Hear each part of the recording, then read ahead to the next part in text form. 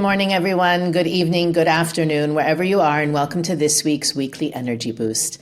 My name is Elisheva, and today Eitan and I are discussing the power of commitment.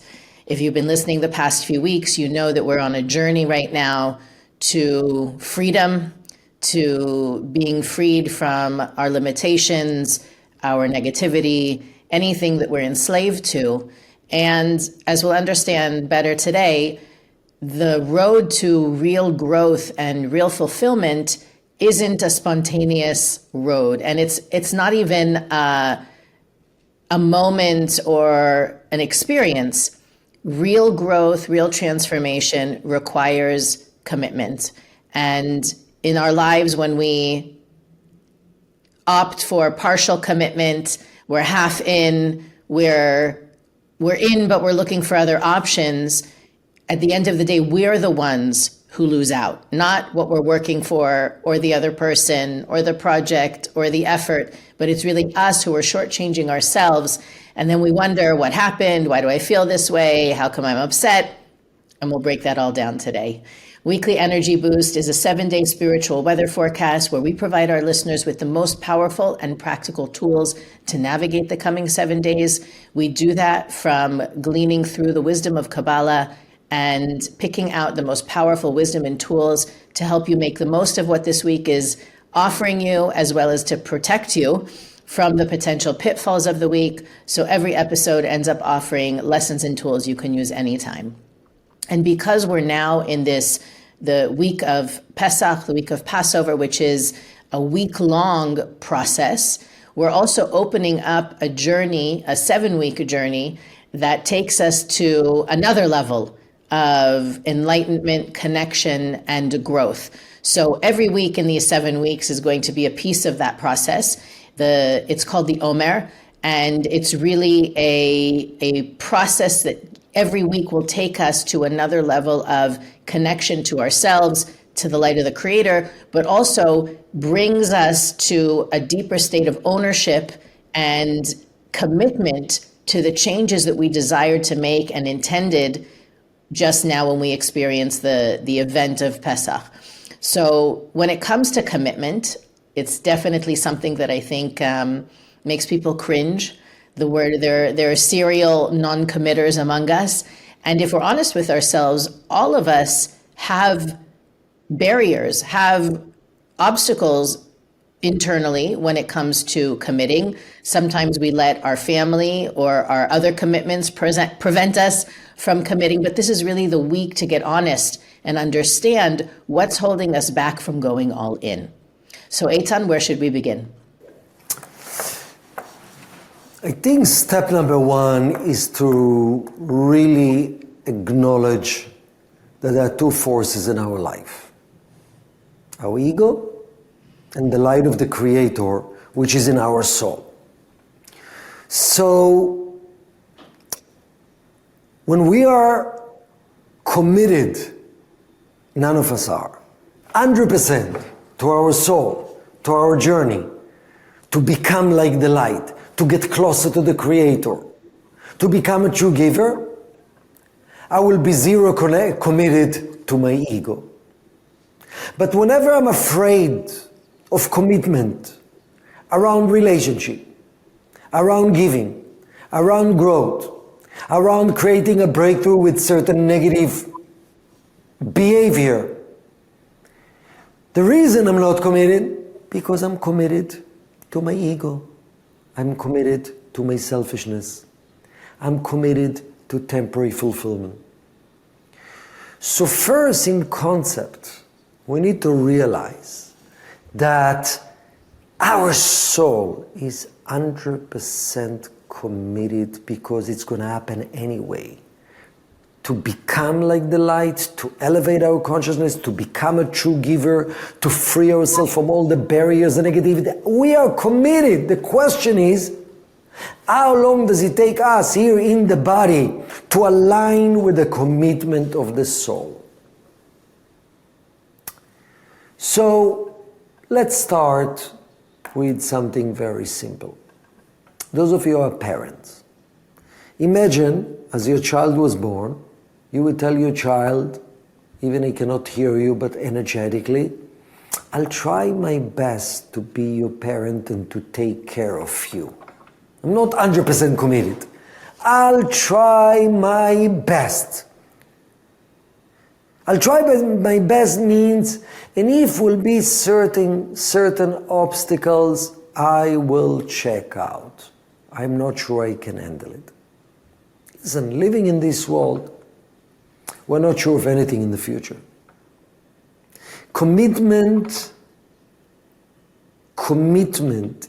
is the commitment, it is the desire to go all the way from something I believe in. To go all the way. Does it mean I have guaranteed that I'll have 100% strength? Not at all. Kabbalistically, commitment is being wholehearted. In the same way the Creator is 100% energy of love and giving. And the commitment itself, inviting support to follow through. And it becomes easier when you're not committed to do the things that in your heart you believe is the right thing for you to do. When you're not committed, you're always creating space for the ego that wants us to be committed to it. And that's a struggle that all of us are going through. So commitment is the attitude that I'm gonna go all the way regardless the barriers, to help, to grow, to transform, to support. And we'll speak more about details soon. And that attitude itself of going all the way allows the force, which is all the way, the Creator, to come in and to support me. That's where I would start. I think what you said is really important, because for many of us in the back of our minds, in order to commit, we need to know what the future is going to look like. How demanding is it going to be? Will I have the wisdom, the strength? Will I continue to be interested in what I'm interested in right now? And the element of the unknown, and this is something that I try to impose upon everybody that I speak with individually, but the fact that we desire to know what's going to happen, right? For that sense of control, predictability, safety, whatever the reason is, you literally have no way to know. I mean, we definitely felt that way in 2020 when so many things changed for us. But I think now that life is kind of going back to normal, people are also going back to needing to know, needing to understand, needing to be able to predict and to control. And when it comes to commitment, it's not about, here's what's going to be needed for the next 5 years. Do you feel you've got it? Commitment is really knowing that if I commit, like you said, 100%, I will have the strength. The reason that I often don't have the strength is because I have one foot out the door from the get-go. And I'm allowing whatever my plan B and plan C to take energy from me being fully committed and fully present. And so I feel that part of the realization is, how much am I holding back because of what I fear I can't control, or the unpredictable, I'm not sure how things are going to look 6 months from now. I feel that way sometimes when we start a Kabbalah 1 course, and the commitment isn't just for 10 weeks, an hour a week, it's for at least 30 weeks, sometimes years, depending on the course. And it's very hard to say, well, what am I going to be doing in September? What am I going to be doing next June?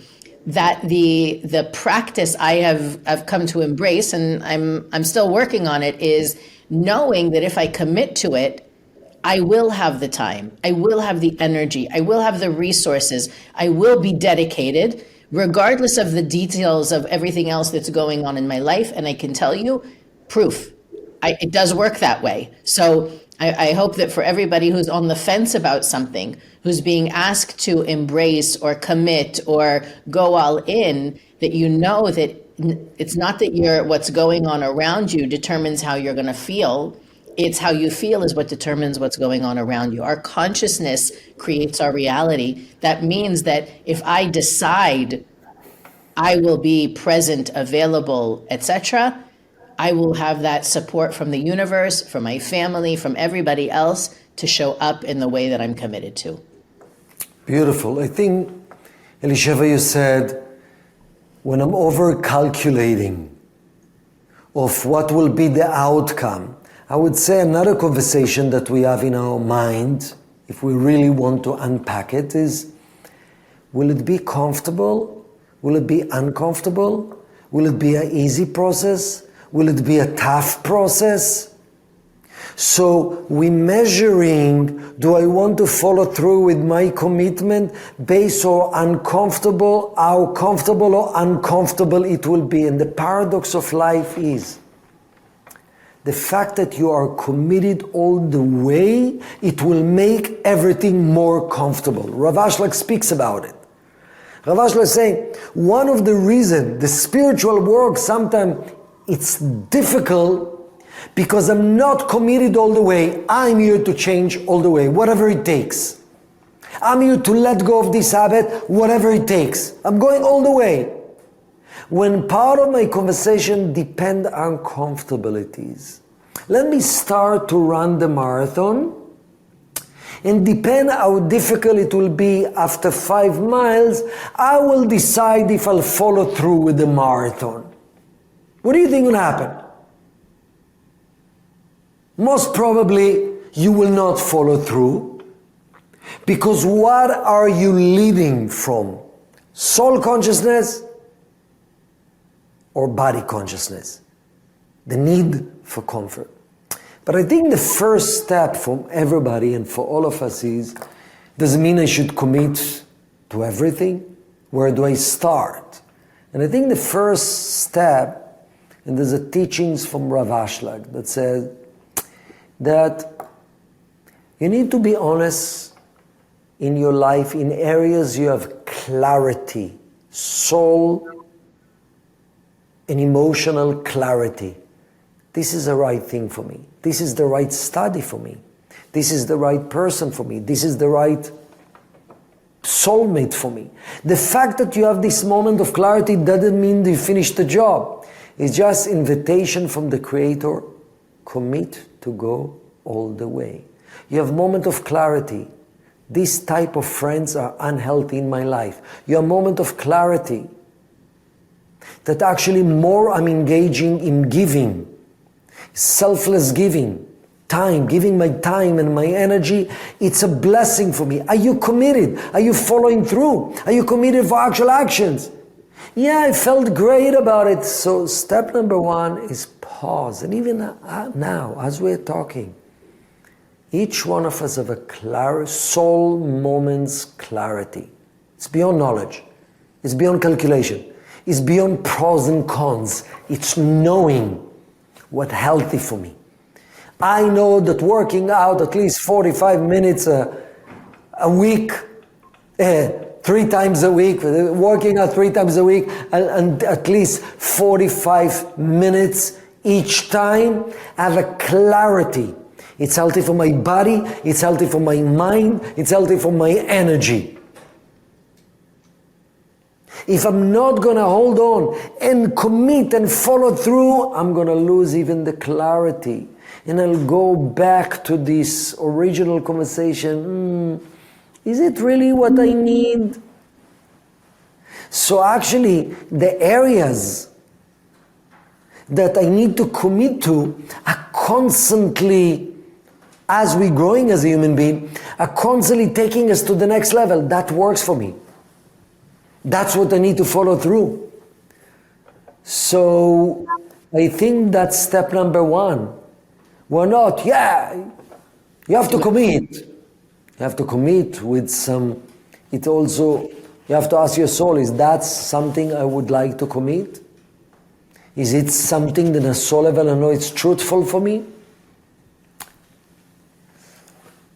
Yeah, I think also that being aligned, making sure that it is something that I can put my heart and soul into is more important than, do I have the time? Do I have the resources? Am I going to be interested 6 months from now, a year from now? I know, for example, and it's funny just even to think about it in my own journey, but watching other people go through this as well, especially when a person begins their professional journey, whether it begins with committing to go to school to get a certain degree or certification, then committing to the process, showing up, thinking even 10, 20, 30 years from now, am I still going to be interested? Am I still going to desire to express myself in this way or to help people in this way? I think a lot of times for people, they're focused on right now, right? Can I do it right now? Does it work for me right now? And first of all, I think one of the things that's important to understand, and I wasn't thinking about it before, but while you were speaking, part of what gives us this opportunity to strengthen our commitments and to be more discerning about commitments and to have more consciousness and be more inspired about what we commit to is the fact that this is the week in which the Israelites split the Red Sea, right? The story of the Exodus when Moses took the Israelites out of Egypt, they wandered for a few days, and on the seventh day after they left, they had the Red Sea in front of them, the Egyptian army chasing them behind, and it only took one person to go all the way to create what happened there. And there's many Kabbalistic secrets around it. It's not necessarily the point for our conversation today, but one person needed to go all the way to create a miracle for hundreds of thousands of people. And so when I think about what really keeps us from going all the way, it is that fear of what's going to be with me. What if I don't get the recognition, or what if I don't have the strength, or what if, and like you said, the element of being wholehearted, part of being wholehearted is being present. And I don't know how much we give importance to the power of being present. One of the beautiful teachings that comes to my mind is that, light can only be revealed right now. And what you're doing right now to reveal the light of the Creator, to reveal the light of your soul, is what determines the next moment and the next moment and the next moment. But if you're busy focusing on what's going to be next week, next year, not from a proactive, goal-setting, planning, intentional place, but from a fear-based place, how is it going to look? What am I going to do? What if I don't have the right words? What if I'm not? We're not revealing light now, which is actually what depletes the future of its potential. So being present and knowing every moment creates the moment after it, right? I have the strength now, I'm going to go all the way now, and that's determining if I will have the strength on the next step and the next moment and the next part of the journey. So instead of being worried if you'll have the strength 5 years from now, focus on being present and wholehearted now, which I again, we're so good at multitasking these days, having our hands in so many different pots and being involved in so many different things. I wonder if we're depleting our own abilities to be present by doing so many things at once and being involved in so many things at once, to really move more deliberately and more consciously through what we do. Give 100% now to whatever is in front of me, and then at my next meeting, I'm going to give 100% to that, rather than trying to be in 3 meetings at once. I know I'm guilty of it, but I feel like as we step into this new version of ourselves, part of what's going to be required, part of what is required, is being here now. Beautiful. I have 2 thoughts came. Number 1, imagine you have a fund to invest in startups, entrepreneurs. And you have a guy comes to me, brilliant, amazing history, resume, already started a few companies. And as he's sharing with you about the new startup that he's asking you to invest $10 million, you actually see that he's committed 80% to the project. If it's not going to work, he has other things around.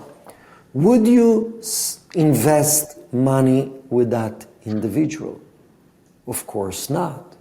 and even though he's brilliant, and even though the product itself and the invention itself, it's beyond, it's amazing, it's revolutionary.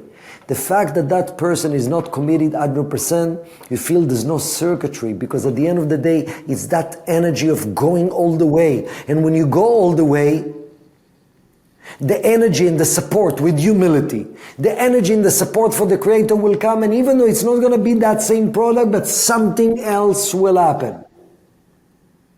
So in the same way, you're not going to invest with a guy that is 80% only invested and committed. Why would the Creator invest with us? We're supposed to be the channel of the Creator to bring into fruition blessings in this world. Let me try. Let me do my best. So that's number one thought. Another thought is, I read from a Kabbalist, Esh Kodesh, that's saying that there are two forces that drives us in life. Desire, natural motivation, that's one. I'm motivated, I'm driven. And the second one is commitment.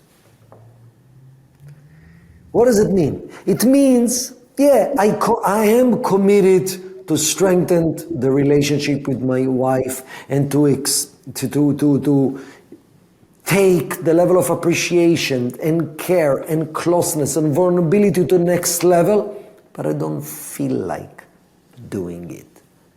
So the one driving force, which is motivation and desire, you don't have right now, which is okay. But are you following through because of your commitment? Yes. So that's important in life. When I'm committed, doesn't mean I will have all the times the natural motivation and passion. And that's actually how you heal gaps. That's how you overcome tikkun. When you acknowledge, yes, right now I'm facing some lack, some discomfort, but I know in my gut and in my soul that that's the energy to move forward, which I committed to. And because of that commitment, which in the moment I committed, I had clarity of the light. That's my driving force. Because if you're going to wait, your driving force will be just, how do I feel now about it? You'll get nowhere in life. Why do you think it's so hard for us to commit? What is it about commitment that makes people so reactive, so unwilling? I think there's many challenges, depend on the person, personalities, life lessons, tikkun. I think one of them is the fear of losing freedom, the fear of being trapped, the fear of not having many options, which the way I see it is the freedom of the ego or the freedom of the soul. So when I'm committed in a soul level to go to my next level spiritually, to be closer to another person, to be more vulnerable with it. So the part of me may be saying, I rather just a little isolation, a little space, a little freedom, but I know it's my ego. And the freedom of the ego will never make me feel good. The freedom of the ego makes me feel lonely and disconnected, and I've experienced it in my life. So that's, and it's the opposite. Actually, full commitment from a soul of follow through what I know in my soul it's right, will bring true freedom. Because commitment towards, we need to look at this differently. Am I committed to be stuck? Or I'm committed to allow limitless energy go through me. And that can be the shift. This temporary discomfort that I might go through might cause me to feel trapped or stuck. But it's illusionary freedom that comes from the ego. Yeah, I think this week for all of us, it's a great time to commit to something, to practice this. So whether it's implementing something in your spiritual practice, committing to a 40-day challenge, maybe to do something different with your meditation, to start to meditate, maybe to commit to a daily study, to commit to checking in on a friend, or find a way not to necessarily overhaul your life with all the crazy commitments, but to pick something simple, small, but proactive that can make a difference on a daily basis in your life, and see how simply the commitment, that doesn't mean you won't be challenged to put it off or delay or say maybe tomorrow. Or I know for me, I when I initially committed to developing my own meditation practice, I noticed that I had this response of, if I can't do it right, maybe I shouldn't do it at all. Meaning it's not quiet, I can't close my eyes and listen to what I want to, like, if elements were missing for that perfect recipe, I should just skip it. And part of what I learned in that process years ago was, right now, if it's coming to, like, you already put your footsteps in the sand. Right now, all you have to do is walk through it by making that commitment, by saying, I will do this for the next 40 days. You've already created a vessel, an imprint to receive the support and the strength to do it, and then create again through doing it, greater support and greater strength. It's a beautiful catch-20, not a vicious cycle, but a beautiful cycle. Let's say that you create by showing up and fulfilling those footsteps every day of your commitment.